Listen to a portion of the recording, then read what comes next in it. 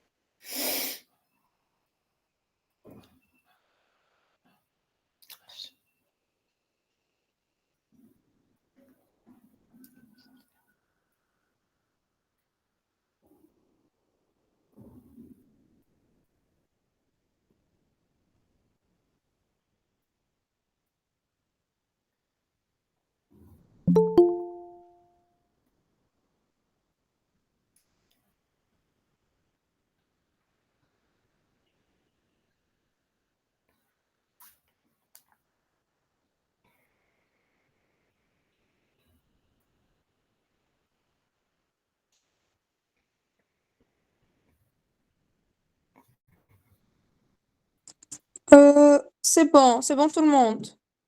Tout le monde est présent. On peut commencer? Oui, oui, on peut commencer. Très bien. Alors, aujourd'hui, nous allons aborder les eucaryotes. On va faire une petite révision, je vais voir si vous vous rappelez.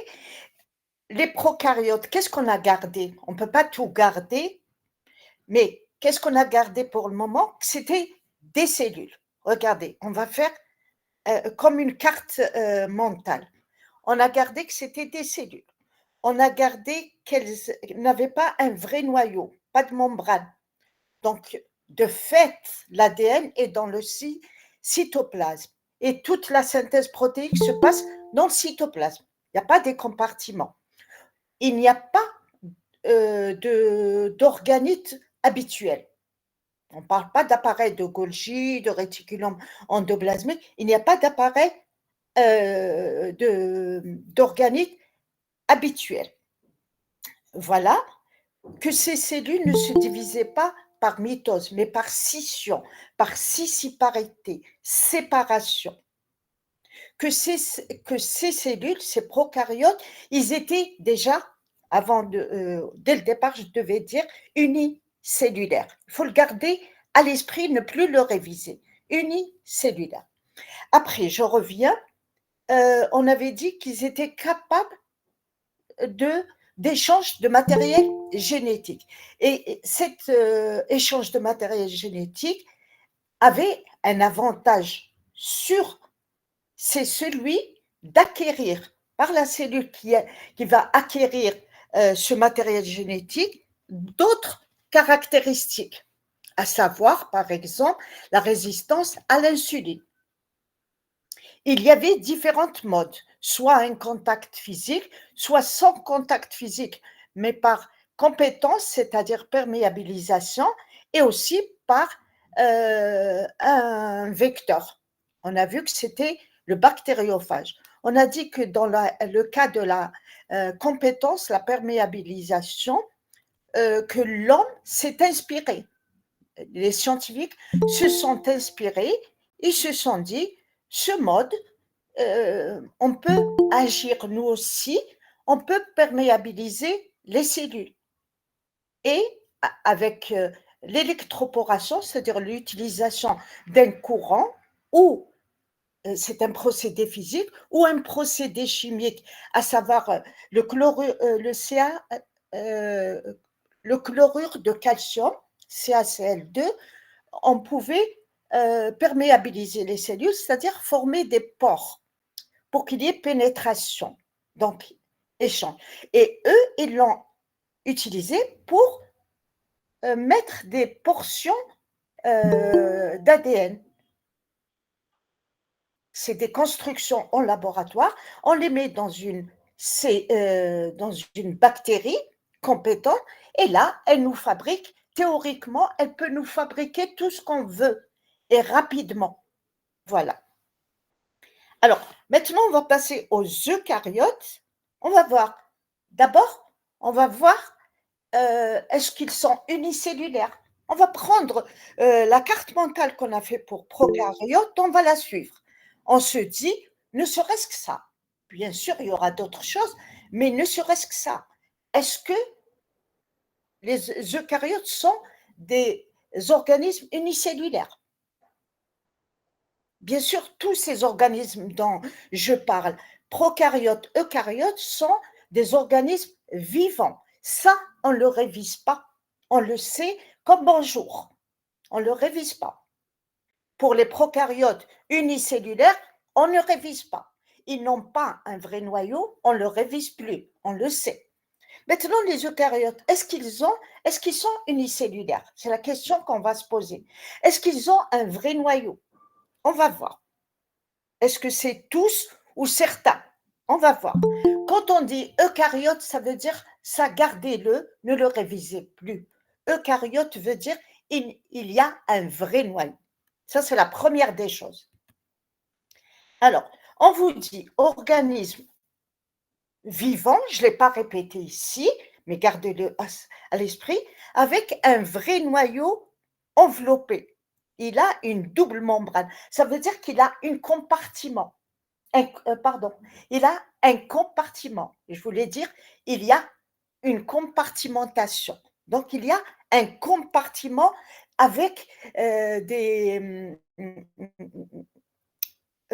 séparation physique avec le reste du cytoplasme.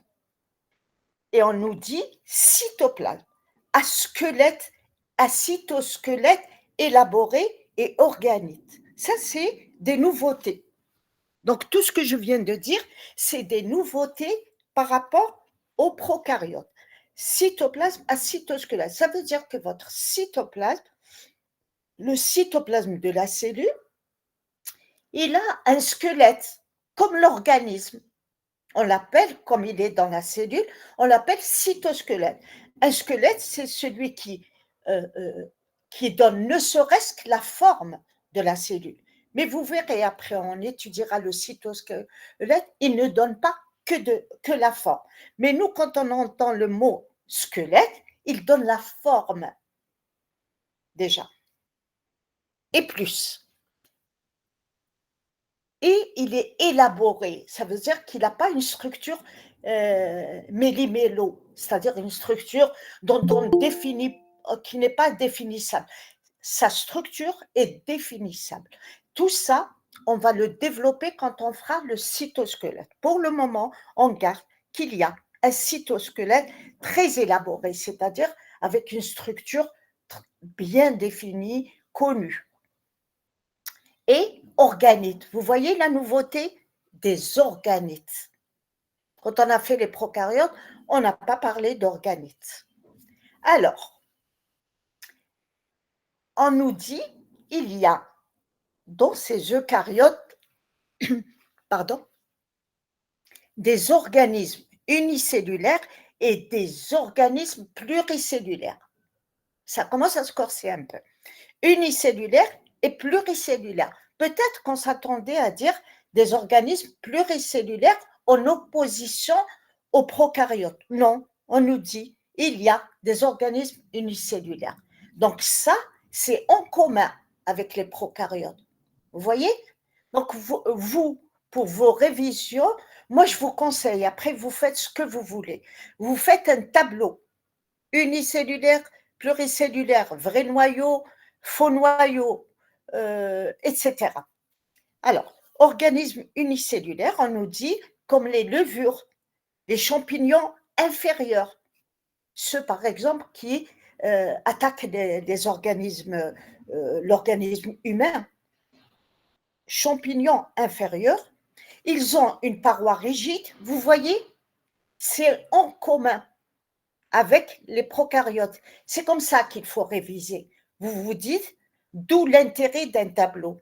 Paroi rigide. C'est pas parce que c'est des eucaryotes qui n'ont pas de paroi.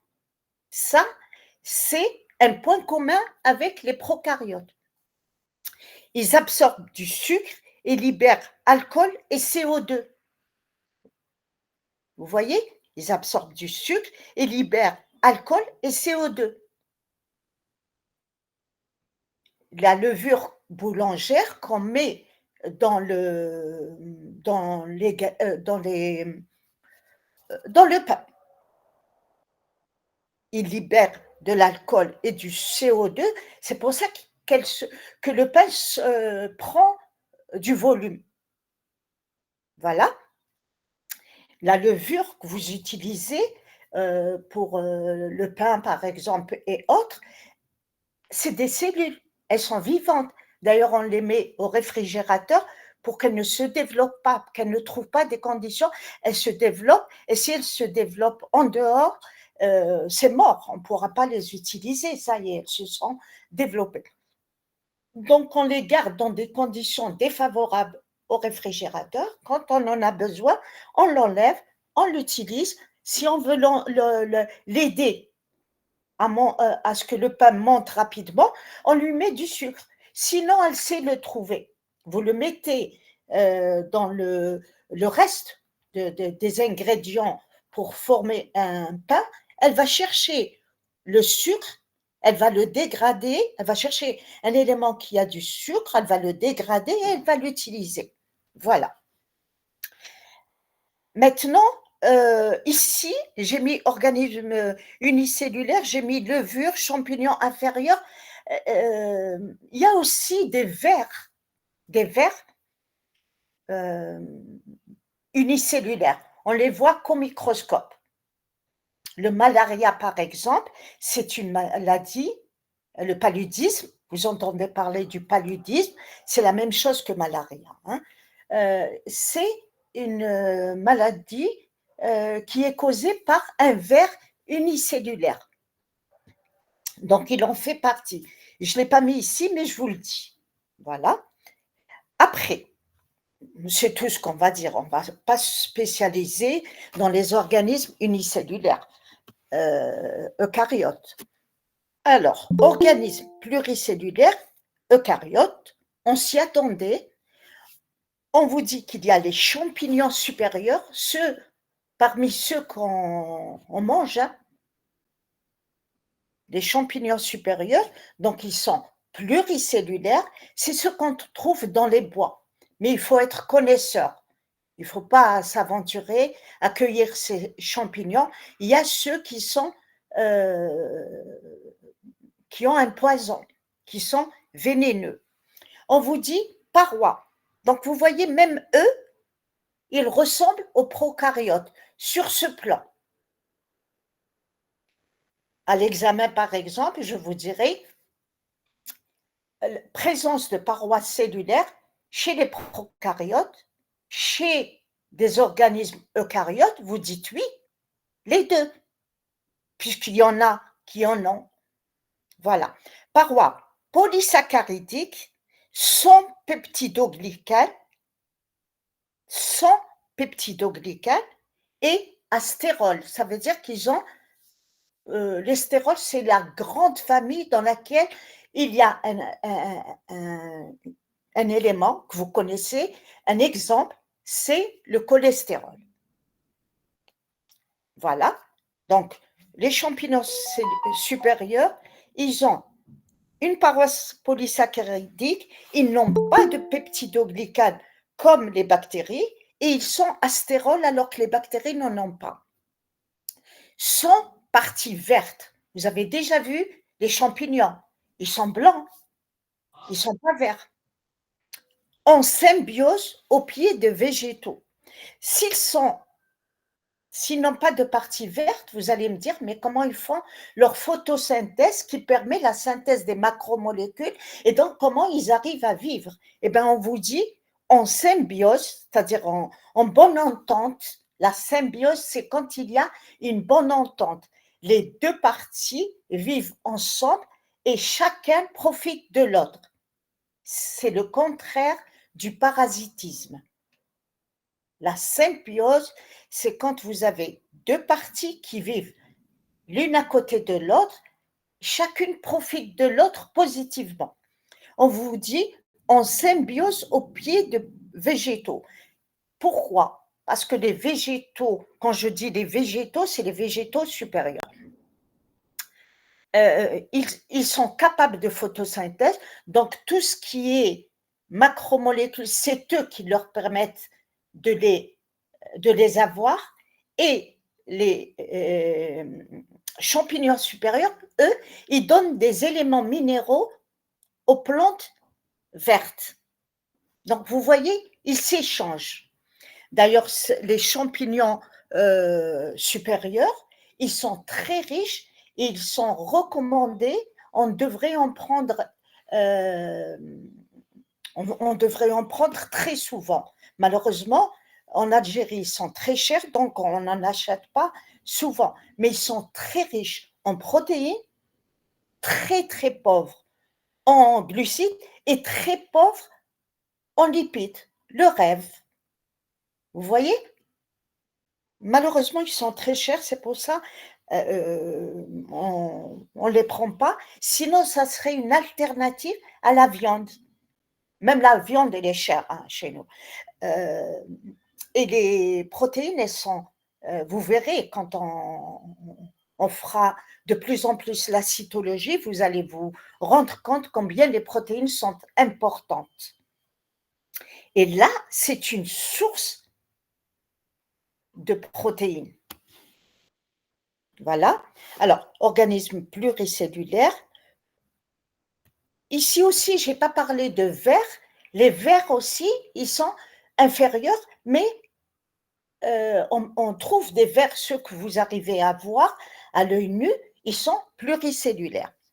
Et enfin, on passe aux cellules végétales, c'est-à-dire les végétaux supérieurs.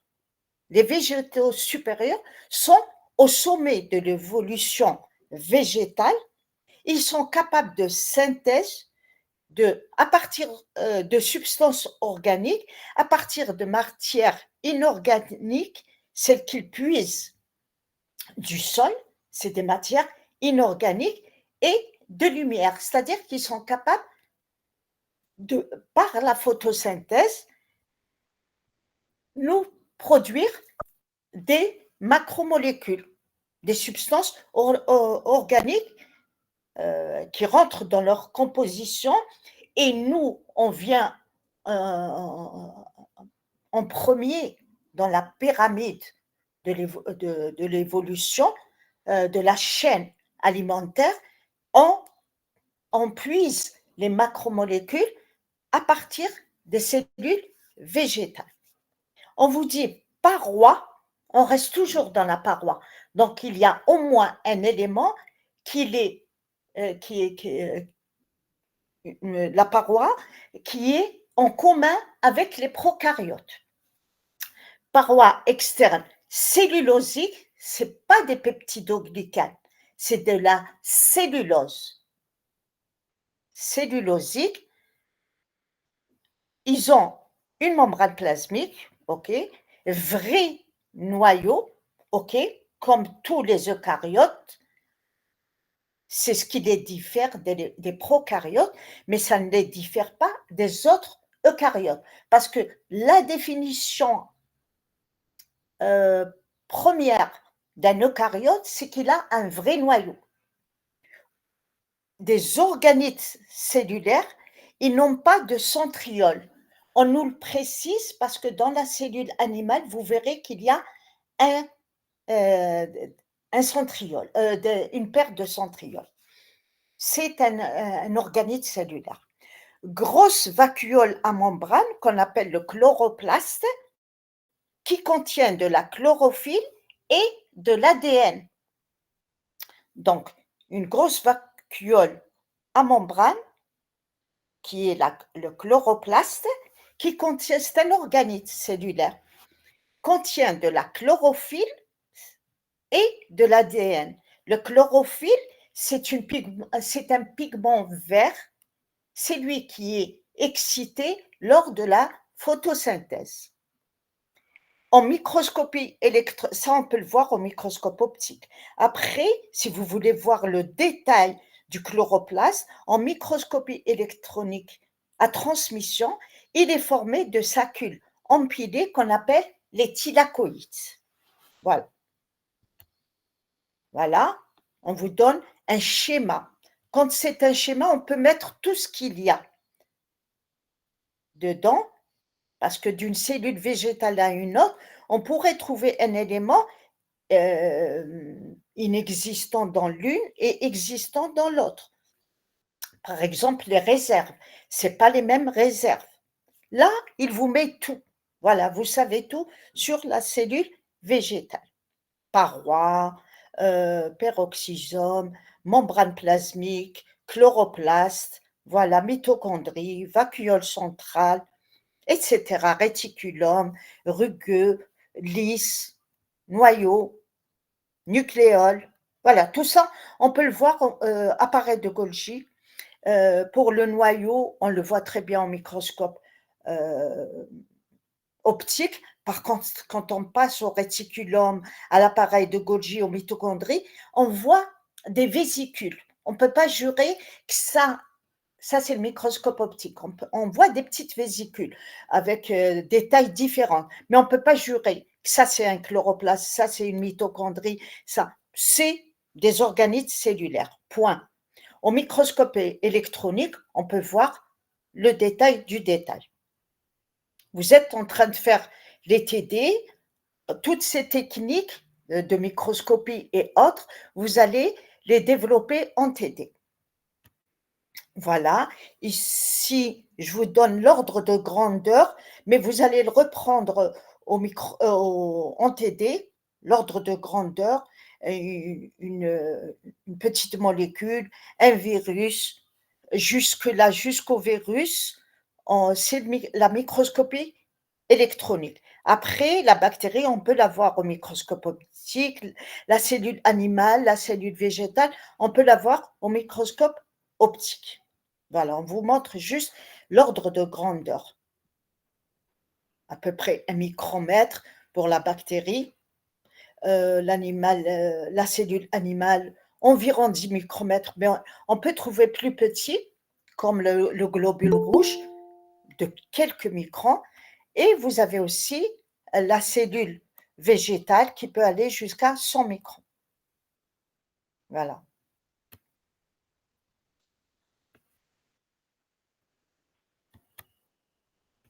Pourquoi c'est bloqué?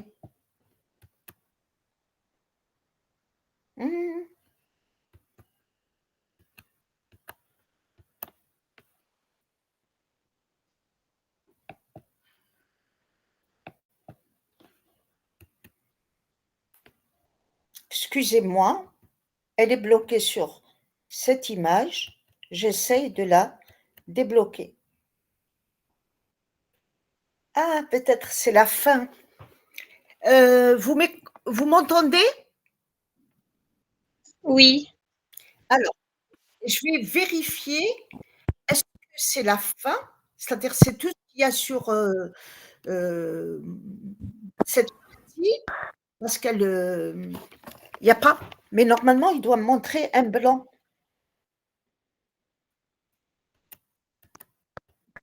Ah, peut-être c'est la fin, c'est tout ce qu'il y a. Vous allez, vous pouvez aller prendre de l'eau, ce que vous voulez. Moi, je vais prendre un autre cours. Peut-être c'est la fin, hein. D'accord? D'accord, d'accord. Voilà, parce qu'elle ne veut pas passer. Pourtant, c'est écrit introduction eucaryote, procaryote. D'accord, je vais prendre un autre micro, un autre PC.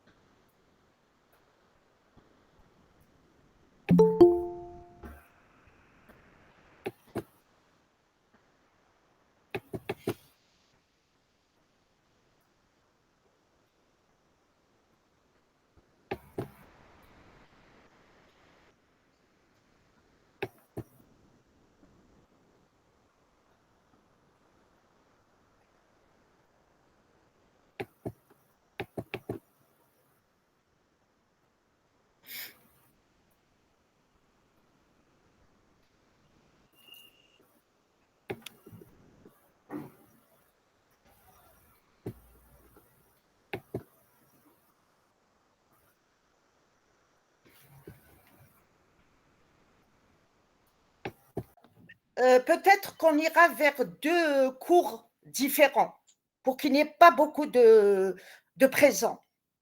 On profite puisqu'on voit, vous arrivez à voir et il ne me propose pas le diaporama. C'est comme ça quand, il vaut mieux qu'on fasse ça que rien. On vous dit, dès que vous n'entendez pas, vous me dites par téléphone.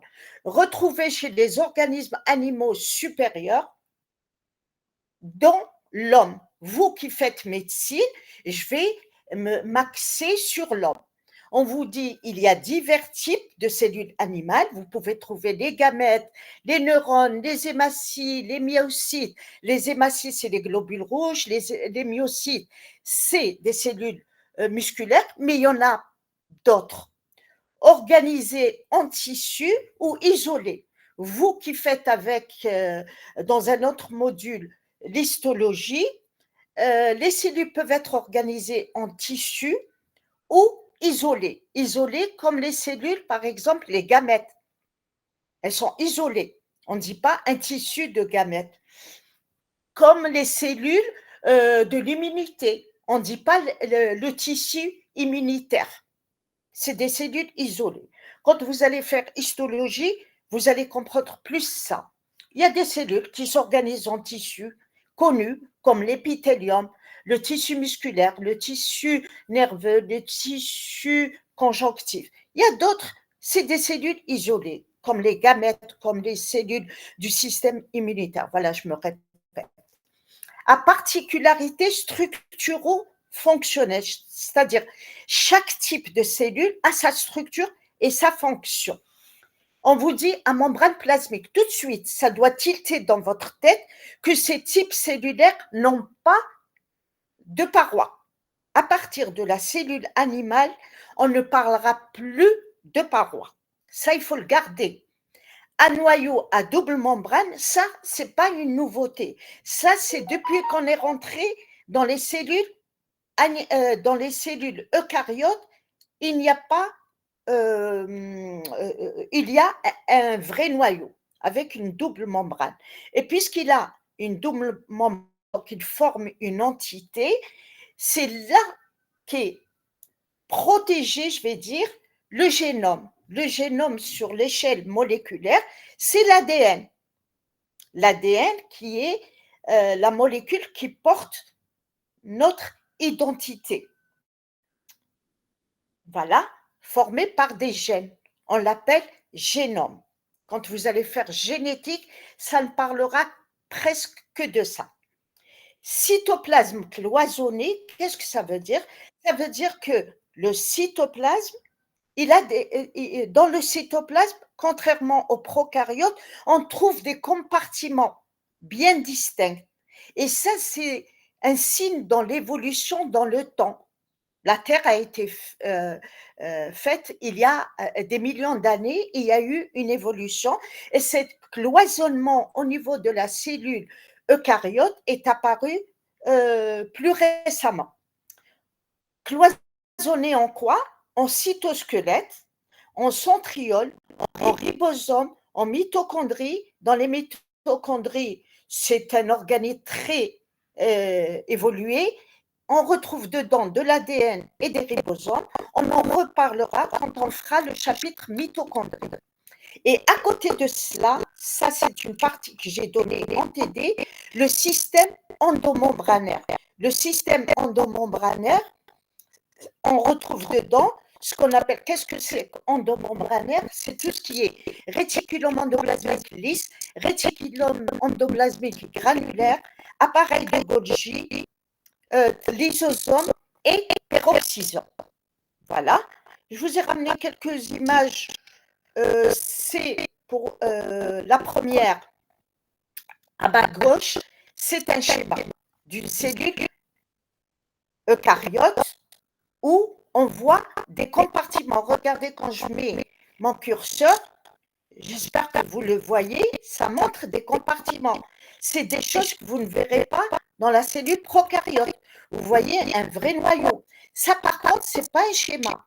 C'est une photo prise en microscopie électronique. Ça grossit énormément. Du coup, vous n'allez pas voir la membrane plasmique vous allez voir une partie de la cellule, à savoir le noyau, son nucléole, le réticulum endoplasmique, on le voit très très bien, et d'autres organismes, ça pourrait être la mitochondrie.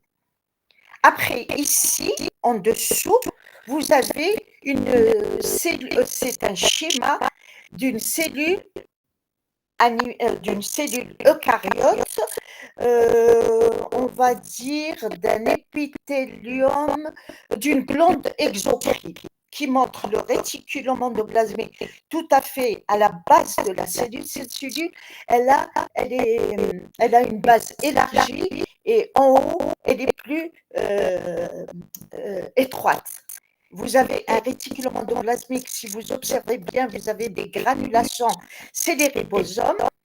Après, vous avez ici le noyau, ici l'appareil de Golgi, ici, qu'on appelle juxtanucléaire, c'est-à-dire au-dessus.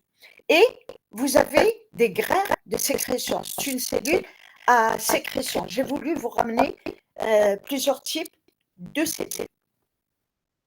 Voilà. Tous les organismes qu'il y a dans ces cellules, on va les étudier un par un. Donc voilà, constituant de la cellule animale. On commence par le commencement. On a dit qu'il n'y avait pas de paroi. Donc il n'y a pas de paroi. S'il n'y a pas de paroi, c'est directement la membrane plasmique. Ça, on le garde en tête. Pas de paroi dans la cellule animale, dont les cellules retrouvées chez l'homme. On commence par le commencement, la membrane plasmique. Et après, on va rentrer petit à petit à l'intérieur. Pour le moment, membrane plasmique. Elle sépare la cellule de son environnement. Elle permet l'échange avec le milieu extracellulaire. Une cellule est dynamique, sinon elle meurt. Ne serait-ce pour prendre des nutriments, elle doit faire des échanges. Elle maintient des différences intra- et extracellulaires. La composition de la cellule diffère de son milieu extracellulaire. Elle assure donc les activités de la cellule. C'est par là que passent les nutriments, c'est au niveau de la membrane que passent les hormones lipidiques, par exemple, c'est au niveau de la membrane, je vous donne quelques exemples, c'est au niveau de la membrane que se lient les hormones protéiques pour induire la stimulation de la cellule. Donc, vous voyez, la membrane plasmique permet l'activité de la cellule. C'est par là que sortent les composés formés par la cellule pour être rejetés dans le milieu extracellulaire, comme les enzymes, par exemple. Voilà. En microscopie optique, est-ce qu'on voit la membrane plasmique? Oui, mais pas le détail. On voit quand même un trait fin délimitant la cellule. C'est tout ce qu'on voit. On voit qu'il y a une séparation physique entre la cellule et son milieu environnant par un trait fin. En microscopie électronique à transmission, par contre, là, on voit le détail du détail. On voit que la cellule est formée de 3 feuillets, 2 qui sont sombres et un qui est clair au milieu et qui fait, voilà, sombre, sombre et à l'intérieur clair. Elle fait à peu près de l'ordre de 75 angstroms de diamètre. En microscopie électronique à balayage, alors tout ce qui est microscopie, vous allez le développer en TD. Mais je peux vous dire que la microscopie électronique à transmission, les microscopes électroniques, comme leur nom l'indique, travaillent, fonctionnent, leur principe est axé sur un faisceau d'électrons qui peuvent, dans le cas du microscope électronique à transmission, traverser l'échantillon. Et donc, il vous montre au niveau de la membrane plasmique 3 feuillets, 2 feuillets sombres et un feuillet clair. Par contre, la microscopie électronique à balayage, elle vous permet d'observer la membrane plasmique, mais en balayant. Les électrons balayent la surface. En gros, la microscopie électronique à transmission vous permet une observation qualitative parce que ça traverse. Par contre, la microscopie électronique à balayage vous permet d'apprécier le côté quantitatif. Ça va vous montrer, par exemple, des structures particulières dans la fracture que vous ne verrez pas en microscopie électronique à transmission. C'est complémentaire. Ça dépend de ce que vous voulez observer. Alors, en microscopie, la composition, en microscopie électronique à transmission, on voit qu'il y a, quand on fait l'analyse chimique, une bicouche lipidique et des protéines plus des glucides. Voici, j'espère que vous voyez le curseur, voici ce que montre la microscopie pour voir la différence. Vous qui n'avez pas encore avancé dans les TD, voici la microscopie électronique à transmission. Elle montre deux feuillets sombres et un feuillet clair. Voici ce que peut montrer la microscopie électronique à balayage qui montre le quantitatif. Elle peut vous montrer des particules à l'intérieur. Je vais vous dire après l'intérêt de l'utilisation des deux microscopes. Sur le plan analyse chimique, on a remarqué qu'il y avait bicouche lipidique et protéines plus glucides. Voilà. On a construit un modèle en mosaïque fluide. Voilà comment on représente la membrane plasmique sur le plan architectural. La bicouche lipidique, les protéines, voilà, ça c'est des protéines, ça c'est un autre type de protéines, on va le détailler, et on a remarqué que certains lipides, d'un seul côté, ils ont des glucides, et certaines protéines aussi portent, ce qui est représenté en rouge, des glucides. Voilà pourquoi on dit, sur le plan biochimique, la membrane plasmique est formée de lipides, de protéines et de glucides. Et on observe ici le cholestérol. Vous voyez?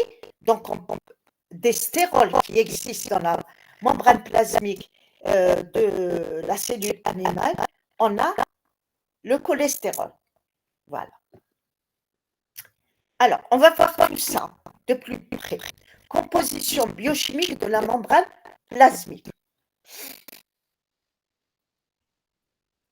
Alors, avant de parler peut-être de la composition, je vais revenir un peu pour que ça reste dans votre tête. Regardez, ça, c'est un modèle qu'on a construit, on ne l'a pas vu comme ça. Grâce à la microscopie électronique à transmission et la microscopie électronique à balayage. La microscopie électronique à transmission nous a montré qu'il y a deux couches qui apparaissent sombres et une couche qui apparaît claire. L'analyse biochimique a montré qu'il y avait deux bicouches lipidiques, ça veut dire deux, plus protéines. Et donc, en observant en microscopie électronique à transmission, on s'est dit que peut-être ce qui apparaît en foncé, c'est les lipides, et ce qui apparaît en clair, c'est là qu'il y a des protéines. C'est ce qu'on a pensé au début. Ça, c'est des biologistes, le corps biomédical, les scientifiques du domaine biomédical. Ils ont pensé ça parce que ces scientifiques se basent sur ce qu'ils observent en microscope électronique. Après, les physiciens, eux, qui calculent, vous faites de la biophysique, c'est pas pour rien. Ils ont dit, c'est pas possible. Nous, on a calculé les forces qui régissent la membrane plasmique. C'est pas possible qu'il y ait deux couches de lipides d'un côté et les protéines au milieu. Les protéines sont imbriquées dans la bicouche lipidique, au moins pour certaines, par rapport à nos calculs. Et le corps les scientifiques du biomédical sont restés frustrés. Eux, ils n'ont pas vu ça. Il a fallu qu'il y ait l'avènement du microscope. Je reviens à la diapositive précédente. Il a fallu l'avènement du microscope électronique en balayage. Toute la technique, vous l'aurez en TD, mais regardez la nouveauté. C'est quand on a fait le traitement pour la microscopie électronique à balayage, on a vu des particules entre la bicouche lipidique. Regardez, c'est les particules, c'est celles qui sont représentées plutôt arrondies à l'intérieur de la bicouche lipidique. Là, le corps biomédical était content. Ils ont observé ce que disent les physiciens. Ce n'est pas qu'ils ont douté des physiciens, parce que les physiciens, eux, ils calculent les forces, ils se sont dit, les protéines sont à l'intérieur. Là, le biomédical se base sur l'observation. Là, ils ont observé et tout le monde est content. Voilà. Donc là, on peut passer, on est convaincu, parce que nous, si on n'observe pas, on n'est pas convaincu. Là, on a observé. Donc, vous voyez la complémentarité entre les deux types de microscopes. Là, on peut passer à la structure, à l'architecture, à la composition biochimique de la membrane plasmique. Il y a 40% de lipides, 52% de protéines et 8% de glucides. Les lipides membranaires, vous avez les phospholipides en bicouche, on l'a vu, les phospholipides, on a remarqué qu'ils avaient une tête hydrophile. Hydrophile veut dire aimer l'eau. Ça veut dire qu'ils sont toujours du côté où il y a de l'eau. Ils sont formés de phosphate plus un groupement spécialisé. Quand on nous dit groupement spécialisé, ça ne veut pas dire qu'on ne le connaît pas, mais ça veut dire qu'il y a au moins plus d'un type. Et une queue hydrophobe. La queue hydrophobe, elle fuit là où il y a de l'eau. On vous dit que c'est formé de glycérol plus acide gras. Et donc, tout ce phospholipide, on dit qu'il est, retenez le mot, il est amphiphile. Amphiphile veut dire formé au moins de deux parties différentes. Hydrophile aimant l'eau, hydrophobe n'aimant pas l'eau. Voilà. Voilà ce que ça veut dire amphiphile.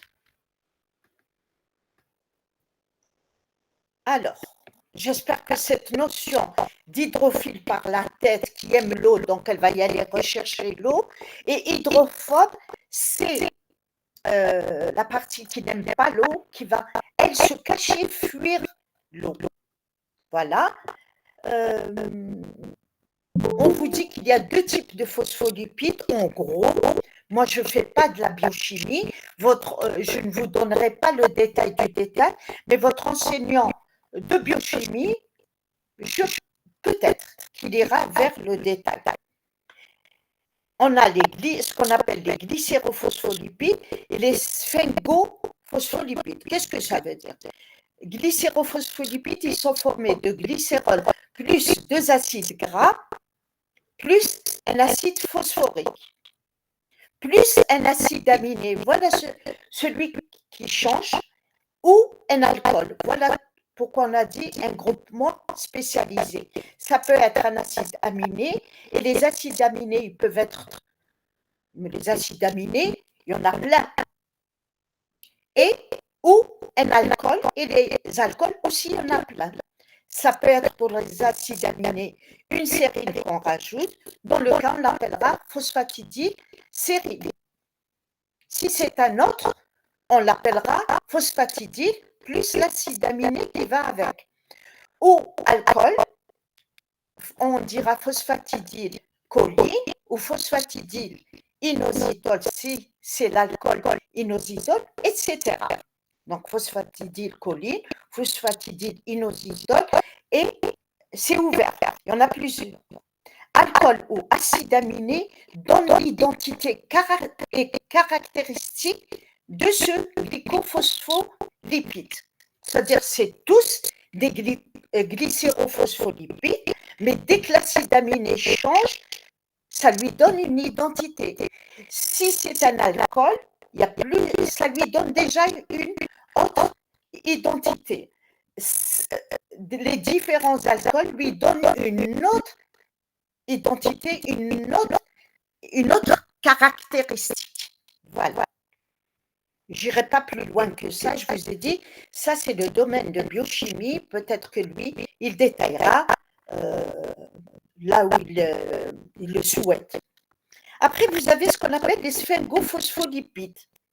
Ça veut dire qu'on rajoute une sphingosine plus acide gras, plus acide phosphorique, acide gras, acide phosphorique, alcool ou acide aminé. Ça, c'est la même chose que glycérophospholipide.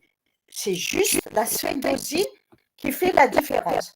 Donc, on parlera de sphingomyéline si on rajoute de la choline, par exemple, etc. Ça dépend de la sphingosine que vous allez rajouter, ça va donner un autre sphingophospholipide. Et enfin, on a les glycolipides. Je vous ai montré tout à l'heure qu'il y avait des phospholipides qui portaient du côté externe des rameaux glucidiques. Donc, s'il porte un rameau glucidique, ça sera un phospholipide plus un sucre, on va l'appeler un glycolipide. Et vous aurez toute une panoplie. Vous aurez glycéroglycolipide, sphingoglycolipide, en leur rajoutant soit celui-là, et les glucides. Voilà. Je ne sais pas sorcier. On va revenir à ces glycolipides après. Et puis, en plus des phospholipides, il y a un autre type de lipide qu'on appelle le cholestérol. C'est un stérol. C'est un exemple de stérol. On le retrouve dans toutes les membranes plasmiques de la cellule animale. On vous dit que son noyau est stéroïde, c'est-à-dire cyclique, une queue hydrophobe, à fonction alcool hydrophile. Il n'a pas une tête et une queue comme un phospholipide, mais il a une partie hydrophile et une partie hydrophobe. Tant mieux, lui aussi, il est amphiphile.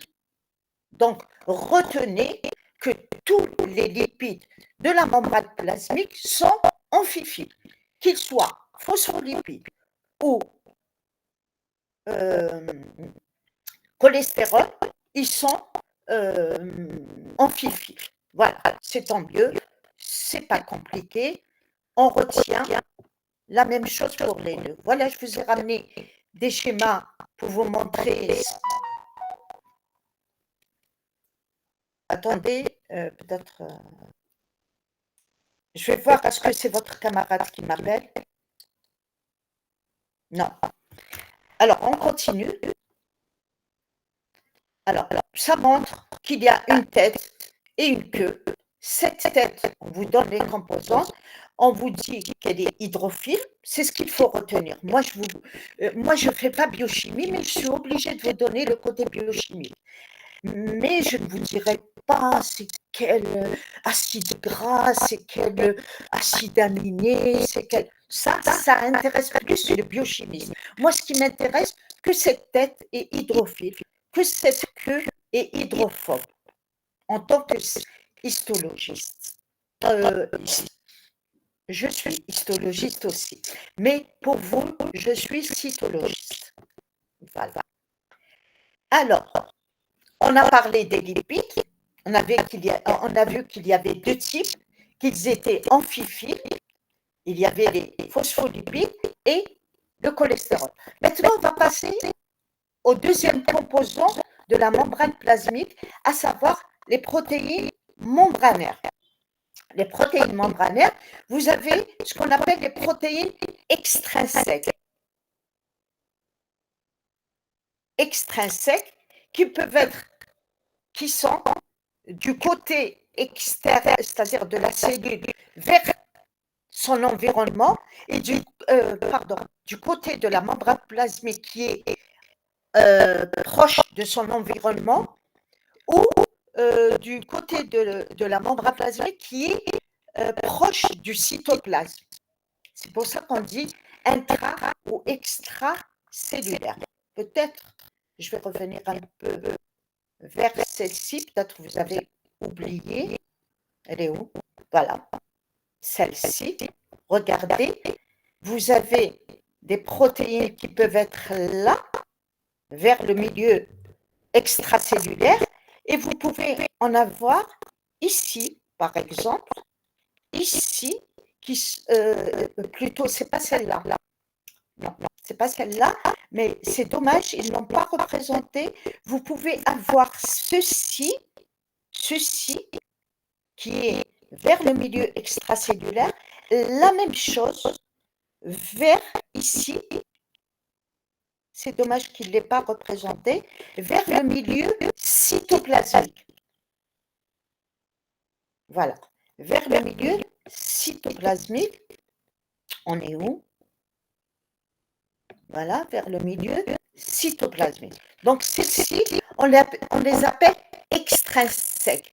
Extrinsèques, ça veut dire vers les extrémités, soit au regard du milieu extracellulaire, soit au regard on s'approche du cytoplasme.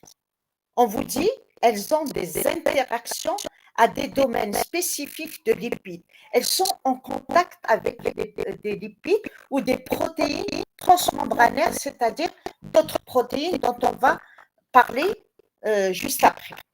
On vous dit les caractéristiques, déjà la position. On a dit qu'elles étaient extrinsèques. J'insiste, ça veut dire vers le milieu extérieur, proche du milieu extérieur ou proche du cytoplasme. Elles sont néanmoins liées avec des lipides et des protéines. Et ça, c'est les physiciens qui nous l'ont dit. Et on l'a vu avec le microscope électronique à balayage. On vous dit liaison faible. Elles contractent des liaisons faibles. Les liaisons faibles, vous avez commencé à faire chimie. Peut-être qu'on vous en a parlé. Qu'est-ce qu'une liaison faible? C'est par exemple, qu'est-ce qui rentre dans les liaisons faibles? C'est des liaisons électrostatiques,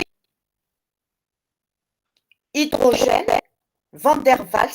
Ça, on les appelle des liaisons faibles. Qu'est-ce que ça veut dire une liaison faible?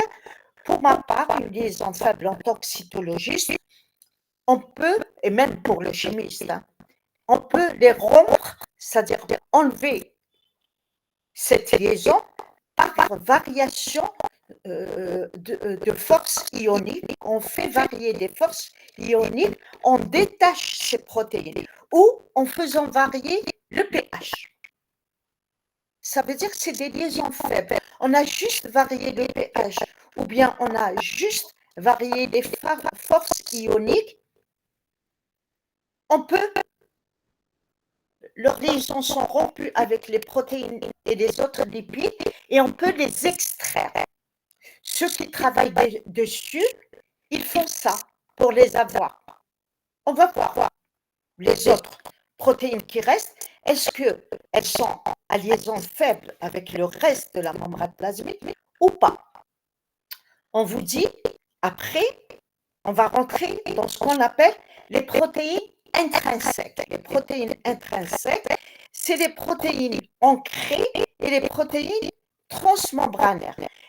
Qu'est-ce que ça veut dire intrinsèque? Celles-là, elles rentrent dans la bicouche lipidique.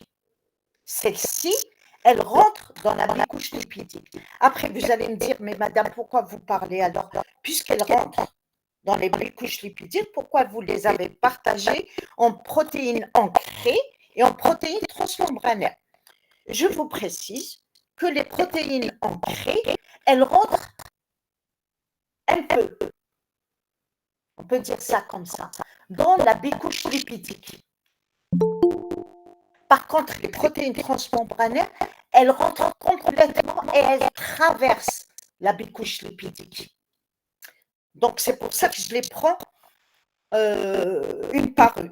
Avant, moi, quand j'ai commencé mes études, on me parlait de protéines extrinsèques et de protéines intrinsèques. On nous disait protéines extrinsèques de part et d'autre de la couche lipidique tout en ayant des liaisons, et protéines intrinsèques, elles sont dans la bicouche lipidique. Pourquoi à ce moment-là?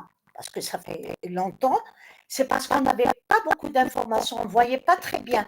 Avec l'essor des microscopes et tout, on voit beaucoup mieux. On a remarqué qu'une partie des protéines qui traversent la membrane plasmique, elle ne la traversait pas complètement.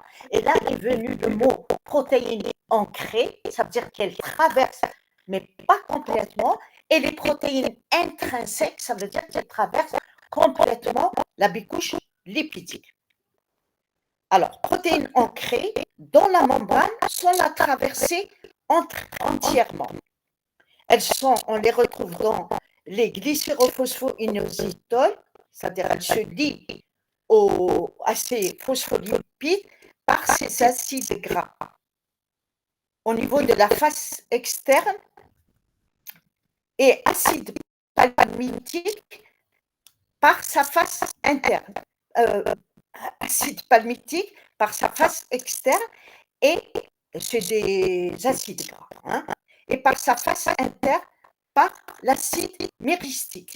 N'hésitez pas à poser des questions si ça coince. Bon, je pense que ça ne coince pas. On est juste en train de vous dire que ces protéines traversent la bicouche lipidique, mais pas de part et d'autre, et elles contractent des liaisons avec des acides gras, et on nous précise, on a des informations, on les donne. Sa partie face externe, l'acide gras, on l'appelle l'acide palmitique, et sa face interne, l'acide gras, on l'appelle l'acide myristique. Je ne dirai pas plus. Voilà, je ne fais pas de la biochimie. C'est suffisant pour vous. Vous devez juste comprendre que protéine ancrée veut dire qu'elle traverse la bicouche lipidique, et elle contracte des liaisons avec cette bicouche lipidique. Protéine transmembranaire, à celle-là, elle la traverse entièrement, c'est-à-dire elle traverse entièrement les deux feuillets de phospholipides. On vous dit ces liaisons, elles sont stables. Ça veut dire que c'est le contraire de faible. J'aurais pu dire liaison forte. C'est la même chose. Liaison stable à la partie hydrophobe des phospholipides par les acides aminés apolaires. C'est-à-dire qu'elle se lie avec ces acides aminés apolaires. Vous saurez ce que c'est en biochimie et peut-être en chimie, ce que c'est la polarité avec les phospholipides hydrophobes. Ces liaisons sont très stables, très fortes. Elles ne peuvent être rompues en variant les forces ioniques ou le pH. Il faut les rompre avec des détergents. Il faut les rompre avec des détergents. Il y a des détergents, par exemple, dans les laboratoires de cytologie, vous trouvez les détergents au cas où vous avez, c'est-à-dire vous faites de la recherche où vous devez rompre la membrane plasmique, vous allez utiliser le détergent comme ce qu'on appelle le Triton. Je vous donne un exemple, et voilà, j'aurais pu ne pas vous le donner. Voilà. Après, c'est pour voilà, je vous donnerai d'autres informations quand ça sera nécessaire. Les glucides membranaires, c'est pour ça que je vous ai dit, on va en reparler encore des glucides.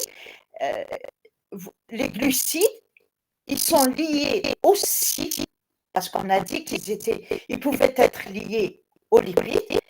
Certaines protéines on retrouve dessus des lipides. On les appelle les glycoprotéines. Et quand ils sont liés aux lipides, on les appelle les glycolipides. Sachez-le, il y a plus de glycoprotéines et il y a peu de glycolipides si on les compare. On dira qu'il y a plus de glycoprotéines que de glycolipides. Qu'est-ce que ça veut dire? Ça veut dire qu'il y a plus de protéines qui portent des glucides que de lipides.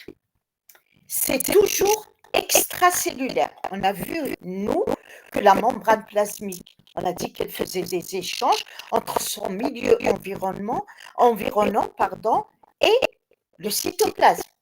Sinon, ce n'est pas des échanges. Et ça veut dire qu'il y a des lipides et des protéines de part et d'autre de la membrane plasmique. Mais ceux qui portent les glucides, ils sont que d'un côté. Ils sont que du côté en vis-à-vis avec le milieu environnant. Vous ne trouverez pas des glucides, jusqu'à preuve du contraire, du côté au regard du cytoplasme. Voilà. On l'appelle le glycocalyx en français ou le cell coat en anglais. Cell coat, ça veut dire le manteau, l'image, c'est le manteau de la cellule, donc de la membrane plasmique. On vous dit c'est un polysaccharide court, ramifié, comme un arbuste, ramifié, voilà. Son poids moléculaire, il peut atteindre 50% de la glycoprotéine. Voilà, c'est énorme. Le sucre terminal, puisqu'on a dit qu'il était formé comme un arbre. Donc le sucre le plus à l'apex, c'est-à-dire dans la partie la plus apicale, la plus haute, c'est un acide sialique. Il est chargé négativement. Il y a des charges. Voilà. Regardez, ça, c'est une membrane plasmique. Elle est colorée. Quand elle est colorée en rouge par le PAS, on sait qu'on a mis en évidence les groupements aldéhydiques qui forment le cell coat. Ce n'est pas une technique très spécifique, mais bon, elle montre qu'il y a un cell coat, donc des glucides. Voilà. Voilà, ça c'est en microscope optique, ça c'est en microscope électron. Ça c'est plus grossi, c'est le microscope électronique. On a pris que cette partie, que ce carré. Au microscope électronique, on voit tout ce qui est rouge, c'est le glycocalyx. Et vous le voyez, ce rouge, il n'est que du côté externe, il n'est pas du côté interne. Voilà, donc gardez-le à l'esprit à vie. Les glucides portés par les lipides ou les protéines sont du côté extracellulaire. Ça détermine quelque chose, je ne vous le dirai pas tout de suite, je vous le dirai au moment opportun. Voilà. Propriétés des membranes. Voilà. Quand je vais aborder les propriétés des membranes, je vous dirai un plus par rapport à ces glucides. On vous dit, on commence par une des propriétés des membranes, c'est que les phospholipides, ils ont tendance à s'auto-assembler selon le milieu.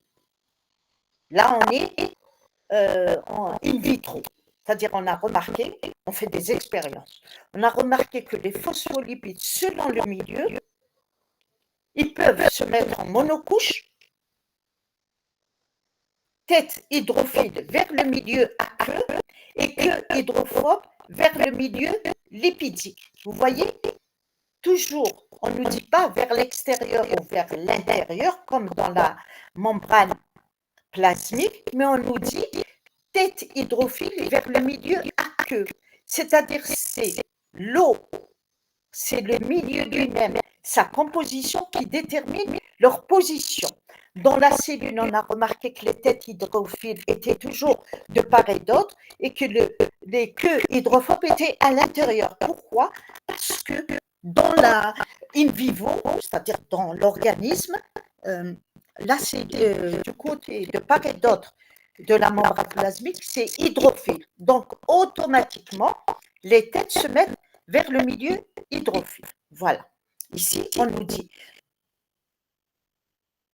quand on fait des expériences, on remarque que les têtes allaient toujours vers le milieu aqueux. Elles peuvent être en micelles, c'est-à-dire en gouttelettes rondes. Milieu aqueux, tête hydrophile, donc ça ne change pas. Queue hydrophobe vers l'intérieur, selon comment vous avez composé votre milieu. Elles vont suivre le milieu. Hydrophile, c'est les têtes qui vont y être. Hydrophobe, si vous mettez un milieu hydrophobe, c'est les lipides qui vont aller vers l'extérieur. On a aussi ce qu'on appelle les liposomes. C'est des vésicules sphériques qui se mettent en deux couches.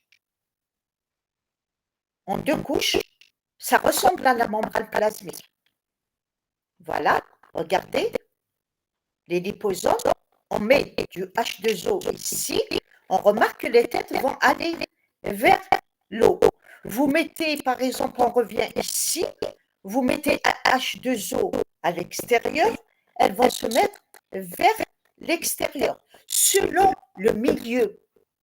Ne retenez pas extérieur, intérieur, quand c'est in vitro, c'est selon le milieu. De toute façon, même dans l'organisme, c'est juste que dans l'organisme, on a toujours le côté aqueux de part et d'autre. Donc, elles se mettent comme ça, les têtes. Elles suivent le milieu. Dites-vous, les phospholipides suivent le milieu. Tête vers le milieu aqueux, queue vers le milieu hydrophobe. Voilà ce qu'il faut retenir. Il vaut mieux ça. Asymétrie de la membrane plasmique. Là, on y arrive. Là, je vais reparler des glucides.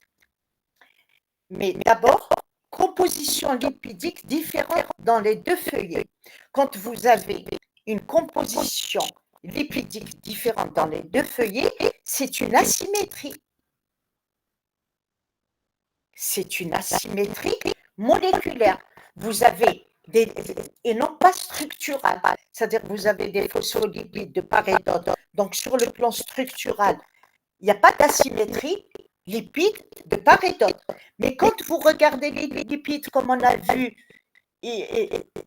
ça vous forme un lipide auquel on ajoute un acide aminé. C'est un type de lipide, de phospholipide. Je lui rajoute un alcool, c'est un type de lipide. Donc, il y a asymétrie moléculaire au niveau de la composition lipidique. Par contre, pour les phospholipides, par contre, le cholestérol, il est équivalent dans les deux côtés. Il n'y a pas d'asymétrie. Il y a asymétrie pour les phospholipides. On vous dit, dans le feuillet interne, on retrouve beaucoup plus des phosphatidylsérines qui sont amphotères. Qu'est-ce que ça veut dire amphotère? Peut-être que vous l'avez étudié en chimie ou en biochimie. Ça veut dire qu'ils ont la même quantité de charges. Les charges positives et les charges négatives sont les mêmes.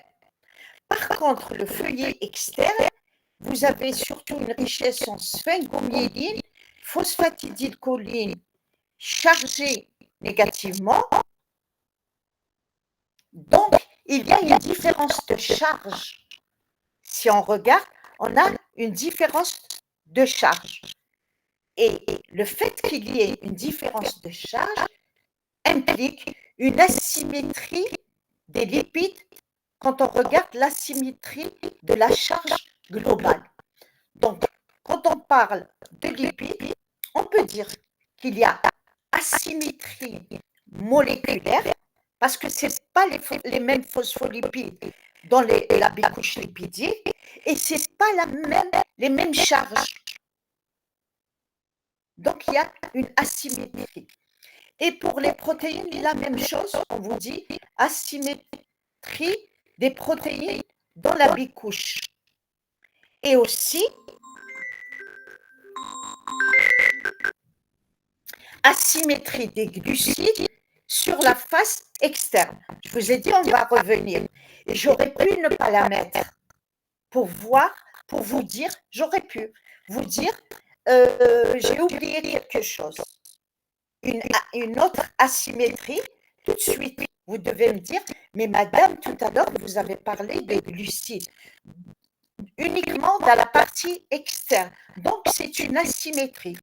Effectivement, les glucides n'existent que d'un côté, c'est une asymétrie structurale. Voilà. Ça va? Parlez, s'il vous plaît, dites-moi. Je me sens seule. Ça va, oui. Très bien. Ne vous inquiétez pas, le programme n'est pas si chargé que ça. On va terminer. Il n'y a pas de souci. Fluidité de la membrane plasmique. On va voir sa fluidité.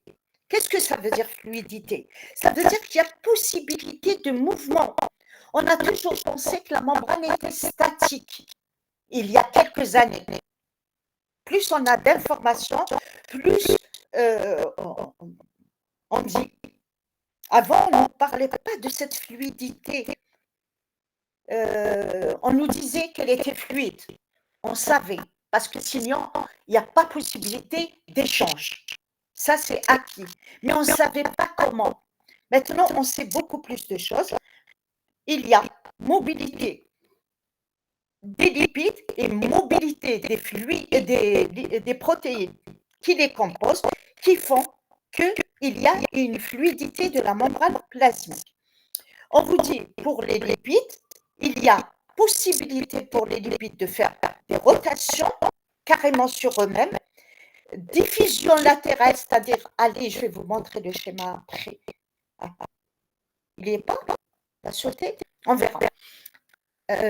Rotation, ça veut dire un tour sur lui-même. Un phospholipide est capable de faire un tour. Avant, on ne soupçonnait pas ça, parce qu'il faut de l'énergie. Diffusion latérale, c'est-à-dire, c'est comme un mouvement de part et d'autre. Ça, on le soupçonnait parce que ça n'exige pas beaucoup d'énergie. Et surtout, flip-flop, c'est-à-dire se déplacer si nécessaire, d'une rangée à une autre, d'une couche à une autre. Ça, vraiment, c'est la dernière trouvaille parce que ça consomme beaucoup d'énergie et on ne soupçonnait pas ça. Donc, regardez comment il y a une mobilité des lipides. Et cette mobilité facilite les échanges, facilite la communication dans la membrane plasmique. Mobilité des protéines. Alors, elle est venue en deuxième position c'est-à-dire qu'on a vu au départ la mobilité des lipides, mais la mobilité des protéines, ma foi, il y a des années, on ne la soupçonnait pas, on ne le disait pas, et puis après on le disait à demi-mot, mobilité des protéines, mais on ne savait pas comment. Maintenant, on vous dit, mobilité des protéines, leurs déplacements, on les a vus se déplacer, mais c'est des déplacements plus lents par rapport aux lipides, parce que certaines sont bloquées, elles ne peuvent pas bouger, donc elles gênent leurs sœurs, si on peut s'exprimer comme ça, qui, elles, sont capables de mouvement. Certaines sont bloquées, elles ne peuvent pas bouger ou très très peu, parce qu'il y a des interactions avec d'autres protéines, avec le cytosquelette avec lequel elles se lient, c'est-à-dire elles se lient avec des parties du cytoplasme, et c'est très bien, c'est comme ça qu'arrivent les stimuli, c'est comme ça que communique la membrane plasmique avec le cytoplasme pour après envoyer le signal vers l'extérieur ou amener le signal qui vient du milieu environnant et le renvoyer aussitôt, le transmettre au cytosquelette pour que le cytosquelette le transmette à d'autres protéines de signal qui vont répondre au stimulus. Stimulus, c'est un. Stimuli, c'est beaucoup. C'est pas français, c'est latin, donc stimulus, stimulus. Voilà. Alors, tout ça intervient dans les fonctions comme l'absorption, la sécrétion, la protection, etc. Et ça, ces mouvements, heureusement qu'il y a ces mouvements, je vous ai dit, ça permet à la membrane plasmique d'être dynamique et bien sûr d'avoir des échanges avec et de transmettre au cytosquelette, au cytoplasme en général, pour qu'il y ait réponse de la cellule. La cellule est stimulée de l'extérieur par, on fera ça en détail juste après en faisant la physiologie de la membrane plasmique, vous verrez qu'il y a des éléments de l'information, des molécules de l'information, comme les neurotransmetteurs, comme les hormones, comme d'autres facteurs de l'immunité, par exemple. Voilà. Alors, on revient, on vous dit tout cela est influencé par des facteurs qui peuvent s'ils sont influencés, ça veut dire qu'ils peuvent les augmenter ou diminuer. Ces facteurs peuvent être externes. La température, par exemple, elle augmente la fluidité de la membrane plasmique. Plus vous élevez la température, plus il y a fluidité. Plus vous diminuez la température, plus vous avez tendance à avoir une fluidité qui diminue. Voilà. Pour les facteurs internes, vous avez les chaînes carbonées des acides gras. Plus ils sont courts et insaturés, courts dans leur forme, et insaturés, c'est par rapport aux doubles liaisons. S'il y a beaucoup de doubles liaisons, on dira que ces acides gras sont insaturés. Plus ça augmente la fluidité. Et le contraire est valable. Les acides gras sont plutôt un peu plus lents et plus saturés, vous aurez une fluidité qui va diminuer. Le cholestérol, plus il y a de cholestérol dans la membrane plasmique, vous verrez après, quand on va étudier les membranes, que le cholestérol va être plus important en quantité ou pas, ou moins. Alors, plus le cholestérol est important en quantité, plus il augmente la rigidité et la solidité membranaire. Et le contraire est valable. Moins de cholestérol, plus de fluidité. Moins de protéines, plus de fluidité. Plus de protéines, plus de rigidité. Et je vous ai fait exprès ça pour vous corser les choses, mais sachez que plus il y a de cholestérol, plus il y a de protéines, plus il y a de rigidité. Et le contraire est valable. Voilà. Après,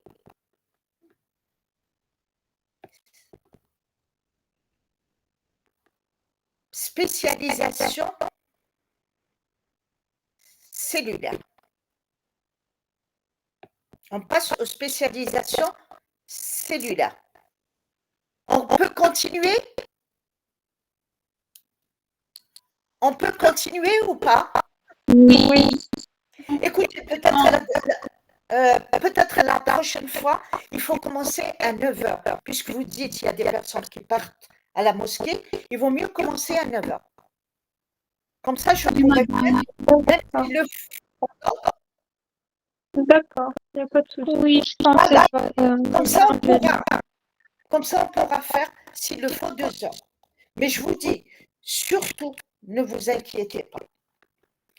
Voilà. On prend rendez-vous pour 9 heures. Comme ça, D'accord. voilà. D'accord. Il est quelle Prochaine heure?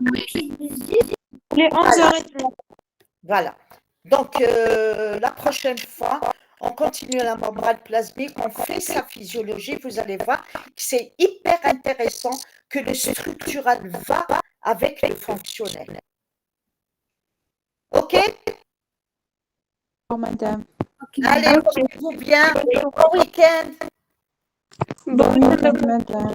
Peut-être je vous contacterai si je vois qu'il y a comme ça on pourra au moins se voir une fois. S'il y a un de mes collègues cette semaine, je suis là à Tizi. S'il y a un de mes collègues qui s'absente, je pourrai prendre sa séance, on pourra faire connaissance de visu. Alors, je voulais savoir quand est-ce que vous travaillez, c'est-à-dire la section A et la section B, quand est-ce vous avez cours? Le jeudi, normalement. Les deux, section A et section B, de quelle heure à quelle heure? Moi, je n'ai pas regardé l'emploi du temps. Normalement, on a cytologie jeudi à 10h. Et après, on a biochimie. Alors, de toute façon, on se présente le jeudi. Alors, je vais voir. Soit il y a un collègue dimanche ou lundi ou mardi ou mercredi, soit je vous prends jeudi, au moins pour se voir une fois. D'accord. D'accord. D'accord. Allez, portez-vous bien. Merci, au revoir. Bonne journée.